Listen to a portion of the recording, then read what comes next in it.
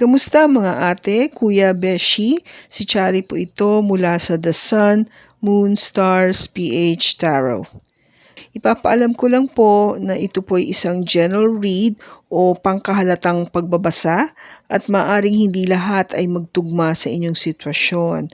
I-check din nyo ang inyong Moon, Rising at Venus sign.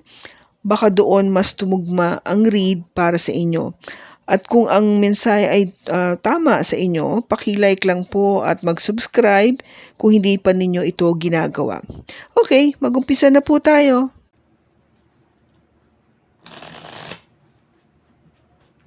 Now we go to Libra.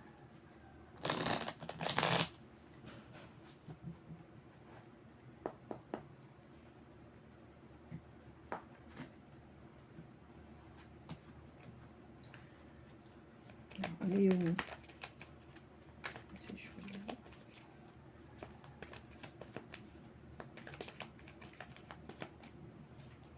we have the Nine of Cups. Again, we have the Fool. And we have the Three of Pentacles. Bottom again is Chariot.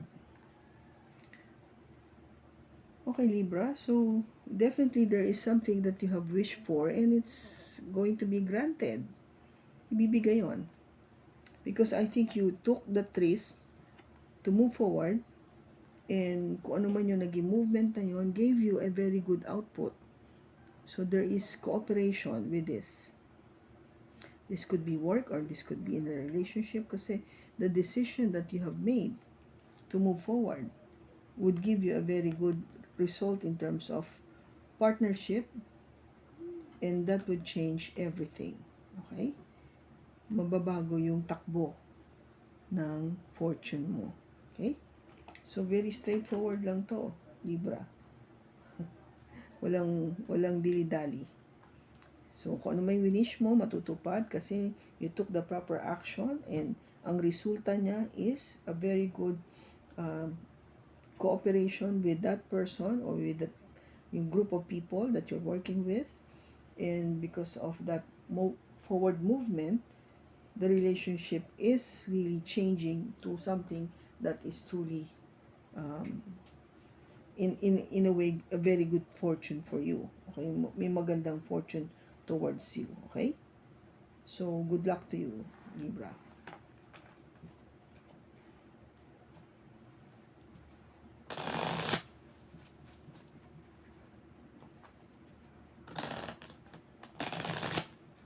Okay, go to Scorpio.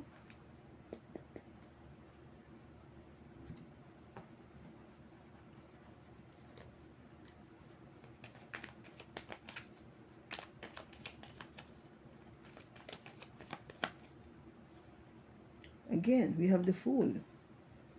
Third time. The Ten of Cups and the Six of Wands. Bottom niya is the Ace of Wands. Scorpio, you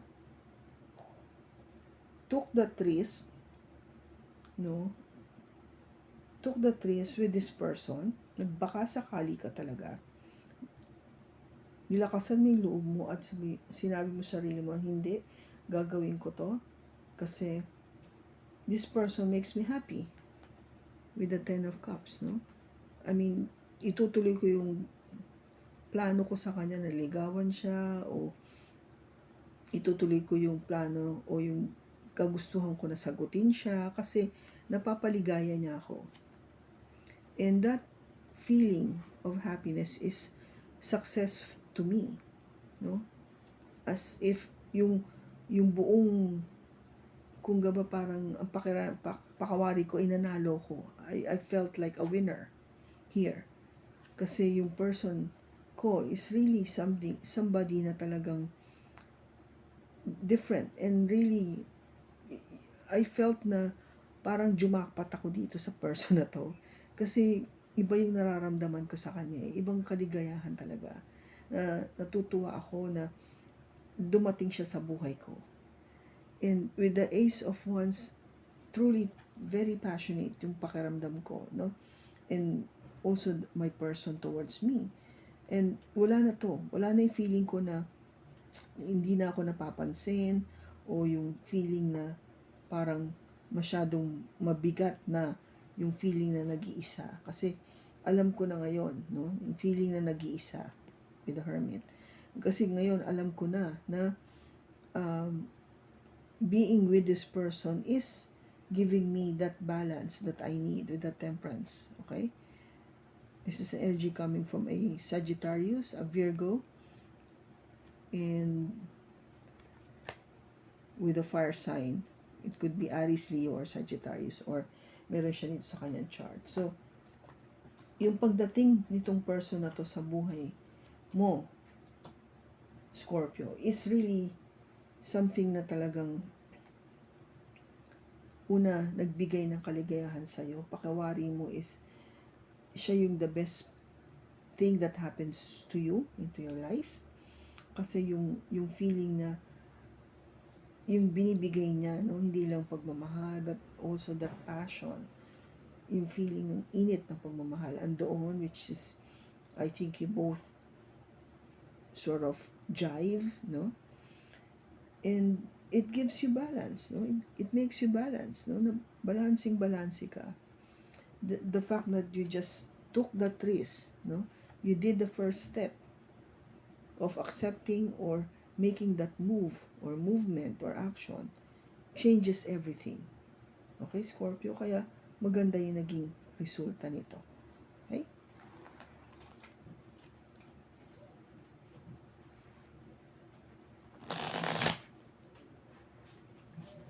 Now we go to Sagittarius.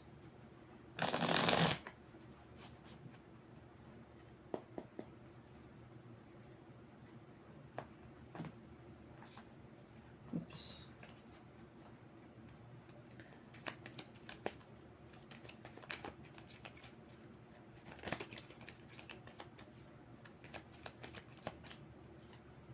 We have the Five of Cups, the Nine of Pentacles, the Two of Cups, and the bottom is the Six of Swords. Sagi, yung una, meron kang regret, no, sa nangyari sa relationship mo. Ngayon, nag-focus ka talaga. Nag-focus ka sa sarili mo with the Nine of Pentacles. You are now single, but very much focused on yourself. And you did the right thing. Kasi kung gawa in-establish mo muna yung sarili mo, you make sure that you are financially stable, you are independent, and you're very happy because you can do anything you want. Nobody's controlling you. No, wala nagko-control sa'yo. You are free as a bird. Sabi nga nila, free as a bird. Sagi, which is what you want, no? Ang Sagittarius is very adventurous. Sige yan. Sige, dito, halika punta tayo. Yung iba medyo nagkaka-second thoughts. Ikaw hindi. Susugod ka na. Gagawin mo na agad. Hindi ka natatakot. That's what you did. No? After having some regrets in your life, no? Pagdating sa personal, o sa work, or whatever this regret is, ginawa mo lang yung gusto mong gawin for you. Okay? Pinakita mo yung self-love. And now, what happened is, na-meet mo yung soulmate, the Two of Cups. Dumating siya sa buhay mo. After going through all this pain, building yourself up again. Now, kaya okay ka na kasi malakas ka na and you know how to love yourself. Kaya, binigay ngayon ni God sa'yo yung perfect partner mo in life. The Two of Cups. And that would make things very calm sa'yo. Magiging maayos na yung takbo, no? Tahimik. And there's no more waiting. Wala na. At wala nang pagmamadali. You don't need to hurry. Kasi dumating na siya no? O dadating na siya. No need to wait. No need to kung gaba parang magmadali. Kasi alam mong dadating siya. Okay? Kung di pa siya dadating siya. So, good for you, Saji, kasi alam mo kung anong dapat mong gawin. Which is this one. Ito yung para for me, ang pinaka-importante because inuna mong mahalin ang sarili mo. Natuto ka from these mistakes sa past. And now you focus on yourself. So now God is giving you or blessing you with a partner in life to share everything, love, abundance sa iyo. Okay?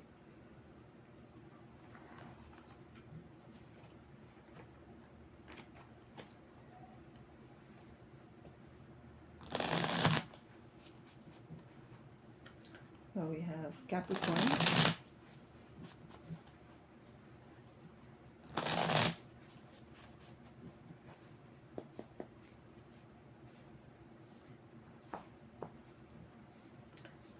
Okay.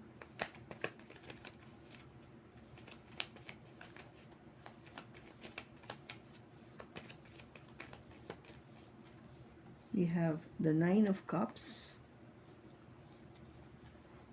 the Ace of Wands,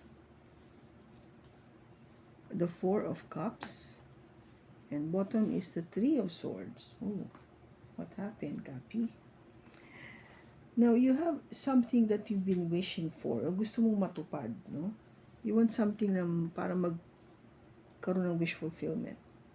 Maybe a new passionate beginning with somebody. Kaso, nangyayari is you are not paying attention to this love that's being offered to you.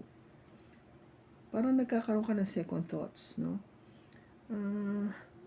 Tanggapin ko na ba? Parang ganun yung mga minumuni-muni mo.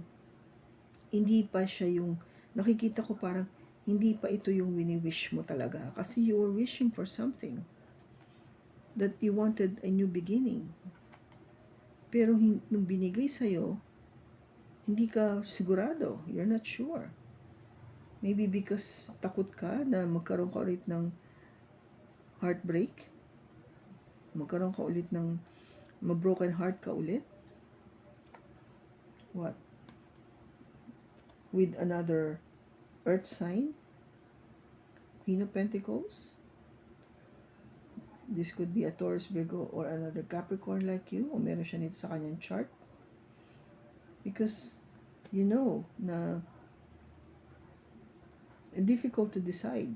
You don't know which one. Hindi mo mapakawari kung anong gagawin. Or maybe this person, yung earth sign na to, apart from you, or you, take it as it resonates. Sabi ko nga, nahihirapan mag-decide. Maybe because of what happened in the past. Or what happened to you in the past, Capricorn, made you having difficulty to make that decision agad-agad. Though you wanted to have a new beginning, and it would be a wish fulfillment for you, kaso, nung dumating na, you're not sure. Okay? May hesitation. That's why ang advice sa'yo, Capricorn, is take a breather. Pahinga ka muna. Huwag mo munang isipin to. Love na to. What you need is to rest. Be silent about it. You know, mo muna. Kung pagpahingahin mo muna yung puso mo, yung damdamin mo,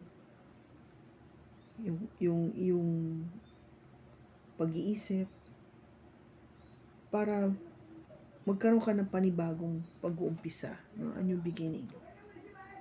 Kasi parang dala-dala mo pa yung nakaraan eh. Kalimutan mo muna to. You need to heal first before you can proceed to a new love offer. Kasi lagi mo itong iisipin eh. Lagi mo iisipin itong mga past relationships. Lagi mong iisipin to heartbreak na to. Hindi ka makaka-move forward with other relationship or a new beginning kung hindi mo to i-heal. So you need to rest and take a breather. Okay? Now, Aquarius.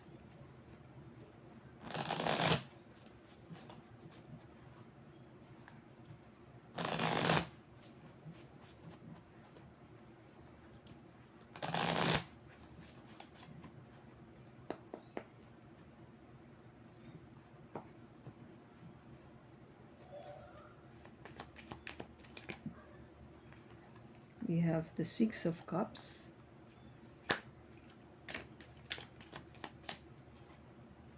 the Knight of Cups, and the Two of Cups. Wow! Bottom is the King of Swords. Aqua. This person that is coming back sa buhay mo will offer you a love. Will offer love and magiging kayong dalawa. Ganun ka straightforward. Okay? Somebody from your past will come back to offer love and it will be the two of you. Kasi siya yung soulmate. Okay? Siya talaga yung soulmate mo. Now, this person might be an air sign, Gemini, Libra, or Aquarius, o meron siya nito sa kanyang chart. This person wanted some truth from you, yung talagang katotohanan lang. And that truth would make you very happy. With the Ten of Cups. Something na hindi mo ina-expect na mangyari with the Tower. Naliligaya ka dito sa tao na to. Okay? Kasi, kung gaba siguro, akala mo dati parang hindi pa siya. Pero nung bumalik siya, nagsabi siya ng kanyang damdamin sa'yo, no? Nag-open up siya sa kanyang feelings towards you. Kaya na-decide mo na, yes, maybe ito na nga, love ko din. So, kaming dalawa na ngayon. Magiging kayo. Kung di pa kayo, magiging kayo. Okay? And, ang ganda kasi niyan is because with the Tower, hindi mo na-expect na liligaya ka sa tao na to. Okay? Which is beautiful. So, good luck to you, Aqua. Now, last but not the least, Pisces.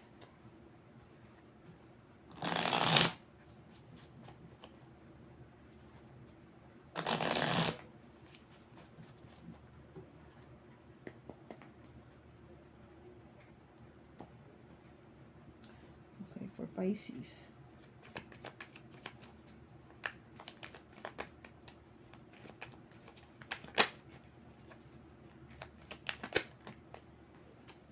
We have the Death, the Page of Swords, and the Two of Wands. Bottom niya is the Sun. Pisces. Merong natapos, no? Something ended. Kung ito man yung previous relationship mo, or the person that you're thinking about, may natapos sa inyo. Something na hindi mo akalaing na mag-e-end o magbabago. Okay? Kasi nag-usap kayo o maybe may sinabi ka kung bakit nagkaroon ng pagtatapos. Something that is truly kung gabay very blunt, straightforward, prangka, na nagdulot ng pagtatapos o ng pagbabago. And because of that, ngayon talagang you are in a way waiting, no? Waiting kung anong mangyayari. What would be the next? Kasi kung ba tanggap mo na na wala na to wala na yung nauna o sino man tong naiisip mong tao dito. Kasi nga sinabi mo na kung ano yung nararamdaman mo.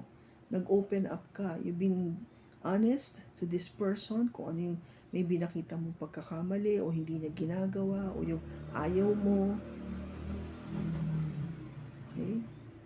It could be your person saying all these things to you as well. Take it as it resonates, Pisces. So, kung ano man yon na nangyari here.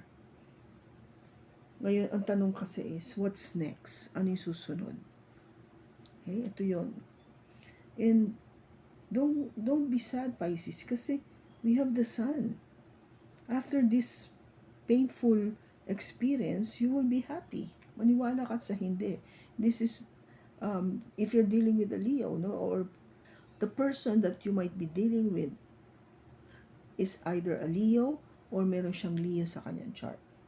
So, you will be happy and successful, and there will be growth. No, may paglago, may paglaki, pag-expand, things like that. Kasi with the Queen of Swords, no, this is an energy coming from an air sign, Gemini, Libra, or Aquarius. So, meron siya nito sa kanyang chart.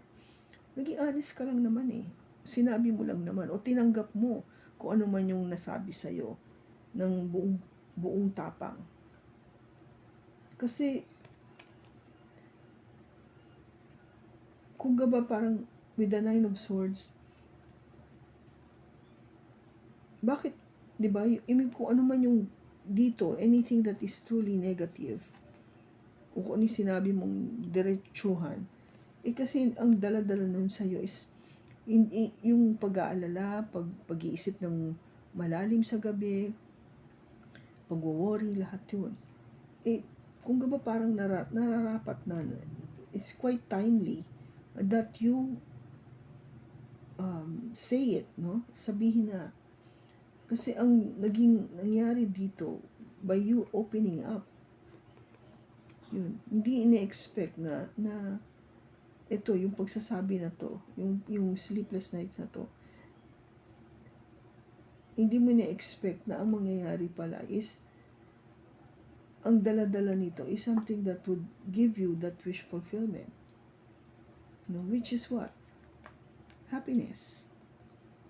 Kasi kung ba parang blessing in disguise ito, na nagkahiwalay kayo o na may something has ended, akala mo kasi magiging okay, but things happen for a reason. Sabi nga nila, Pisces, kung bakit may natatapos, kasi kailangan may mag-umpisa.